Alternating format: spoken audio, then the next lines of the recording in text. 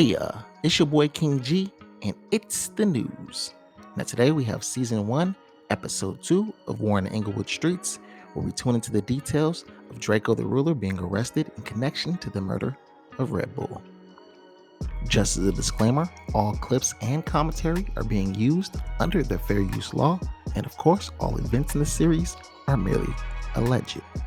Now, let's tune in. Breaking news, gunfire at a party in Carson has left one person dead, 2 others wounded. Let's go to NBC4's Maren Austin live at the scene with new information. Maren, good morning.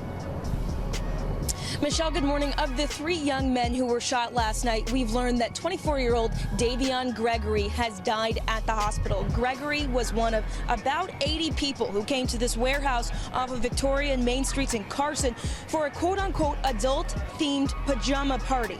But at 11:30 last night, this party turned deadly. In the driveway of this commercial warehouse, investigators tell NBC4 3 people were shot. Responding deputies arrived on scene within 3 minutes, but investigators say that just was not soon enough. Of the people that were here, you're saying not one person stuck around to give you guys a witness statement?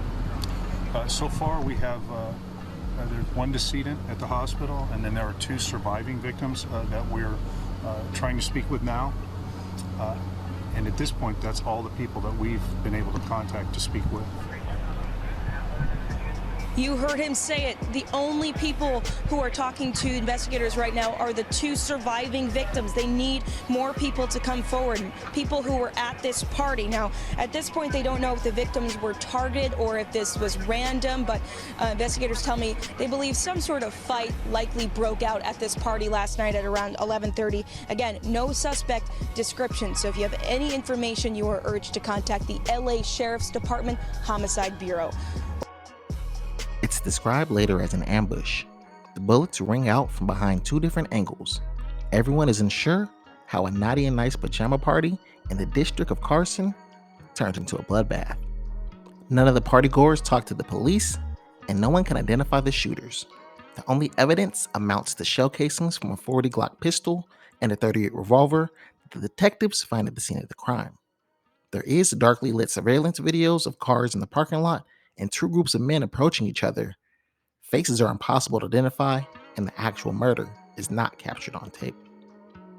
A man from the shooting is pronounced dead on arrival at the Harbor UCLA Medical Center.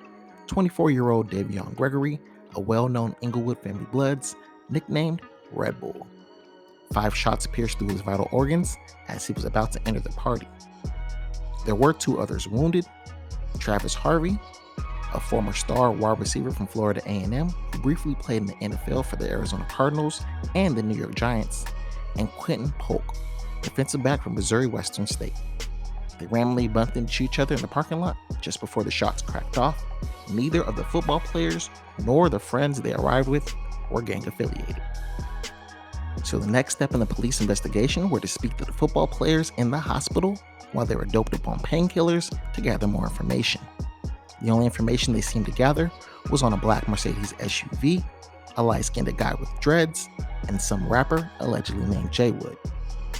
About a week later, the LA County Sheriff's detectives hear the name Drakeo the Ruler while eavesdropping on a wiretape in an unrelated gang case.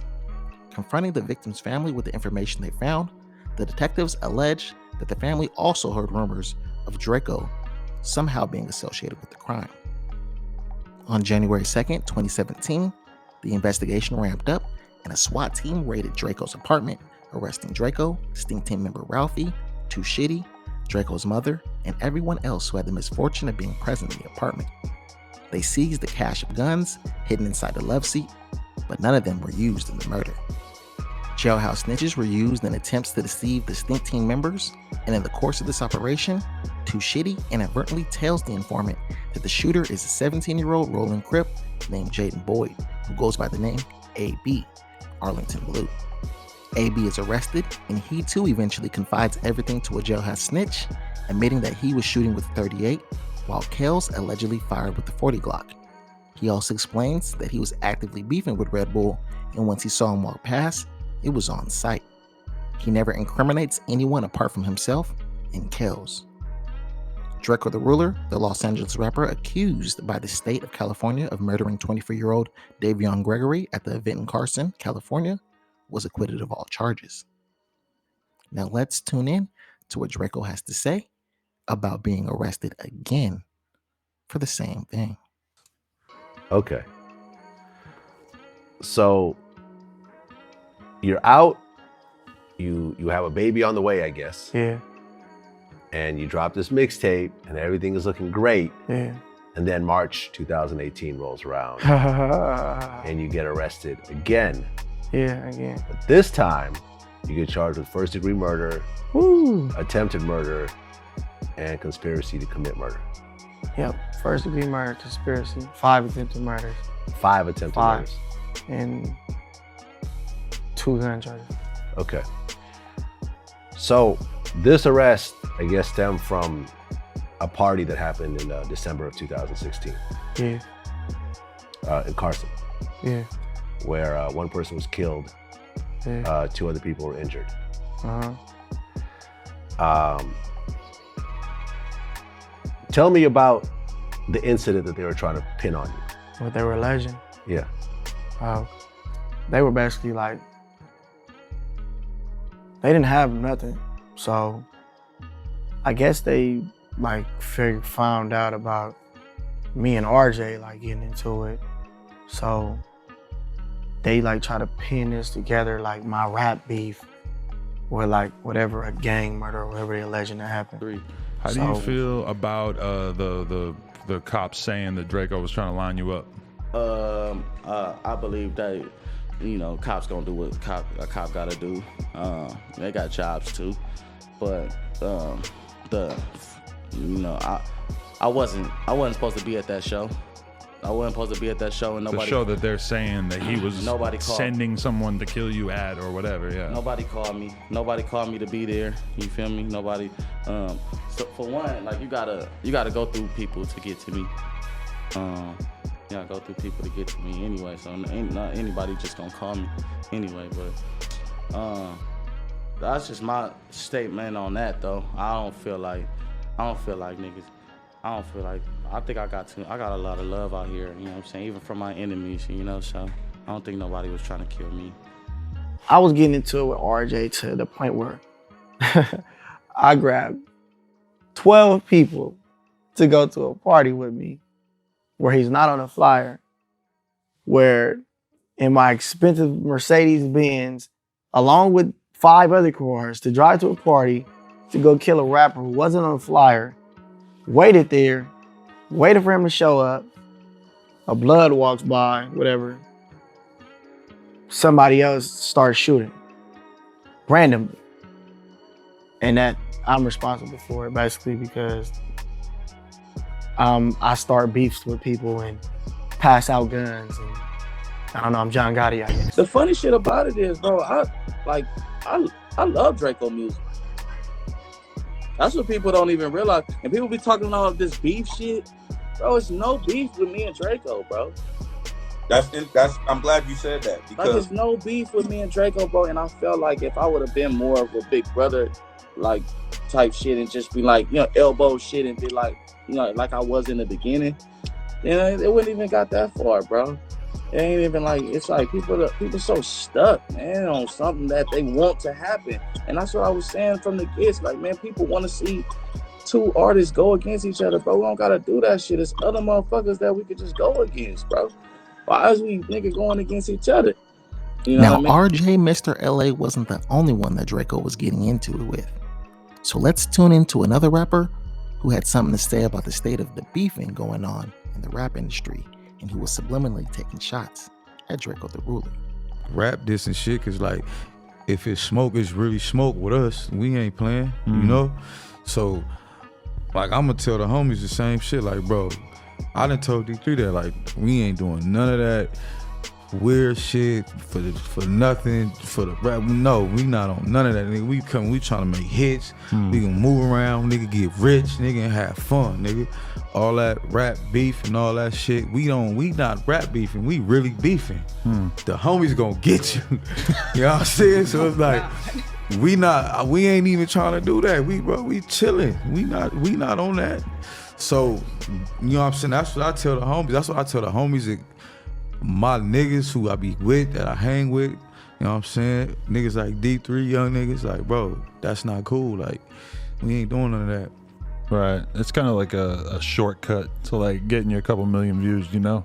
Because there's like but a it ain't certain... even, it's not even like, bro, like, I mean, like the younger generation, you feel me? They doing that shit a lot, and it's like, it's like, we ain't grow up like that, so we not with that. We against that. But the younger generation, they growing up like that, bro. They really on Instagram, on live, talking to they ops. Nigga, I'm about to hit your block, and they really come hit they block and wet it up. Like, it's crazy. But you know what I'm saying? That's the young generation. But we from the other shit, so we gonna pass the shit that we know on to the, you feel me, to the homies, and it's gonna help them, because it's gonna keep you out of bullshit, because you don't want to get in the situation and start making money, then you gotta go sit it down and do some jail time, like over some bullshit that you didn't really have to do. Now if you really gotta go lay somebody down, you gotta go do your shit, hey, you gotta handle your business. But fugazi shit, rap shit for nothing, like, it's that shit out. Now, if a nigga come diss you on a song, we retaliate. We come diss the nigga back. Right. For sure. You still waiting for that opportunity? I feel like you I would like to hear the YG diss song that you actually like really gave a fuck about. Like, will somebody diss me or me somebody diss somebody that you back? considered kind of on your level that you really actually had some fucking shit to say about? That would be, you know, that would be fun. Yeah, I mean, it'd be fun for y'all, for us, because y'all as watching, the fans, but like, you know what I'm saying? It's gonna be like, it's gonna be different over here. Yeah, it's gonna be a little different. It's gonna be real. I don't want to rap beef with nobody. We gon', you know what I'm saying? We try to tear some shit up. Yeah. You know? Yeah, we ain't playing.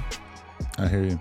Yeah. So you gotta feel me though. Would you ever think about doing like a full on the game, bro? We not playing them games. Yeah.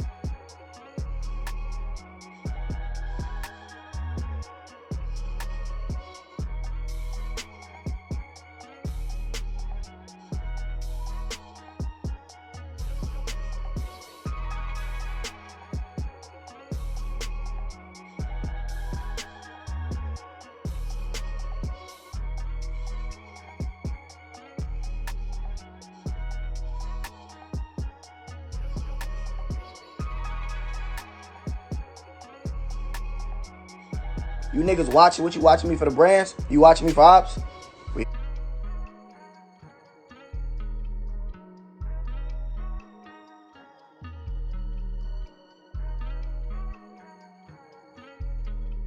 Now there you have it, another episode of War in the Inglewood Streets. This time we'll be tuned into the details of Drakeo The Ruler getting arrested, his beef with RJ, and a new simmering beef with YG.